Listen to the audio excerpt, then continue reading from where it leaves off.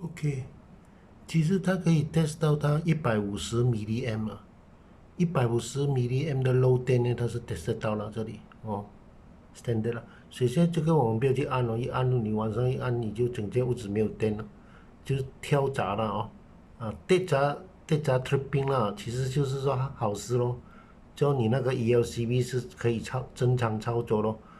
如果你按下去它不会跳闸啦，不会电闸，就是讲那个 ELCB 是坏了，那个你一定要去看了，不可以，就是说没有方向了啦。就是这个按下去，整间屋子没有电呢是好事了啊。不过你晚上不要做这种动作了啊。其实我们电视现在是不是晚上做的，是白天的。但是我是不会去的，我现在一按呢，整间屋子没有电了，这样你这个不要按了啊。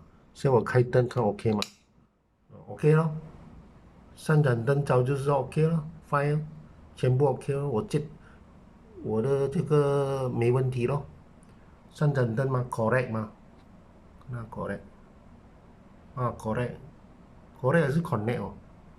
哎呦，我的眼睛，connect 了，correct 就是对了哦，没问题了。你看那个灯啊，如果全部的灯就不着，就是 no light 哦。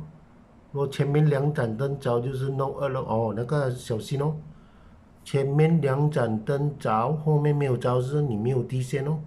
你这个 socket 啊，没有接到地线啊，很危险的。OK，记得 socket 一定要有地线啊，socket 一定要有地线。等一下我再放一个片段你再看，因为我的那个 engineer 我的邻居一直提醒我一定要有地线啊，他就是借那个给我，叫我回去 test 啊，make sure 你全部有地线啊。他讲了3、4次了，喂，他讲他们去 check 呢，很多时候就是发现到没有地线而造成那些人触电哦。他讲地线是很重要的啊，他讲就好像一个人爬上去高楼啊，他那个安全那个绳索，他有什么会跌下来，就是靠那条绳子的。他讲，OK，OK 啊，我们讲证明这个是没问题了哦，关掉就是没有了咯哦，开就 test 哦，就很简单哦。不过我不懂我这个是否是呃有没有问题啦？改天我得空我做那个 socket 来，我再重新 test 过，是否是对啦？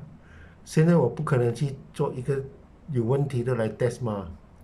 改天我实际上再做4个有问题来 test，看这个 test 的是是真的是假的啦。